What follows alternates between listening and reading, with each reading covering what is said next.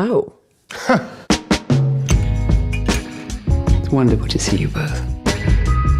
Very happy to see them on the one hand, but I just have to keep them from stirring things up. You've always been my favorite son.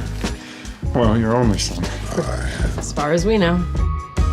Jim Jarmusch revient sur nos écrans 6 ans après son précédent film The Dead Don't Die avec Father, Mother, Sister, Brother qui lui a valu le Lion d'Or à la Mostra de Venise.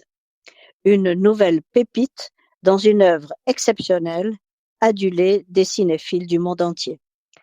Le thème central du film est celui des familles dans lesquelles les enfants devenus adultes s'éloignent de leurs parents vieillissants, à moins que ce ne soit l'inverse. D'ailleurs, en réalité, ces parents et ces enfants ont-ils jamais réussi à communiquer, on se demande. 3 séquences, 3 visites, dont chacune nous rappelle une expérience vécue. Dans le premier sketch, le plus dérangeant et le plus drôle en même temps, Jeff et Emily, interprétés par Adam Driver et Mayim Bialik, rendent visite à leur père, joué par Tom Waits, qui mène dans une région montagneuse des États-Unis une existence solitaire et précaire. Le fils l'aide généreusement, la fille paraît plus indifférente, mais de petits secrets et des mensonges semblent masquer la situation du père et fausser les relations entre lui et ses enfants. La gêne s'installe. Dans le deuxième sketch, la mère, une écrivaine irlandaise à succès interprétée par Charlotte Rampling, invite ses filles à prendre le thé 1 fois par an à Dublin.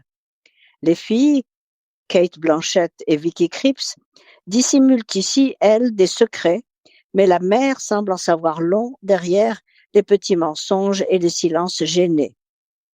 La table disposée avec goût où un plateau de pâtisserie aux couleurs pastel disparaît peu à peu, affiche une harmonie très différente de celle qui règne entre les personnages. Dans le troisième sketch qui se déroule à Paris, un frère et une sœur jumeaux rendent une dernière visite à l'appartement de leurs parents récemment disparus dans un accident d'avion. L'espace vide de l'appartement, puis un entrepôt rempli d'objets déménagés et enfin une enveloppe contenant des documents et des photos, témoignent d'une vie marquée par les secrets et les non-dits entre parents et enfants. La mise en scène de ces tranches de vie est remarquable, dans 3 pays et 3 villes et dans des décors qui sont chacun empreints d'une mélancolie avec laquelle le cinéaste semble prendre une distance ironique. Le scénario, également écrit par lui, décrit avec subtilité les drames qui se cachent derrière l'ordinaire. Il se souvient sans doute du malaise qu'il ressentait lui-même lors de ses visites chez ses parents dans cet Ohio, quitté pour New York à 17 ans. Et donc il pose des questions existentielles. Dans quelle mesure connaissons-nous vraiment nos parents?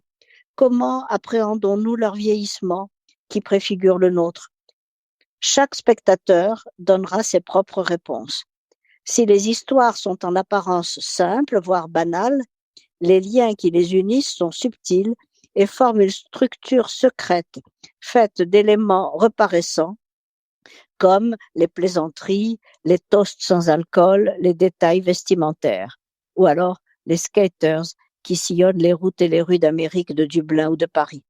Jarmusch montre que les vies les plus ordinaires sont tissées de secrets qui font la complexité de chaque personnage. La formidable distribution, la finesse de la mise en scène et le scénario si humain font de Father, Mother, Sister, Brother un film indispensable qu'on n'oublie pas facilement.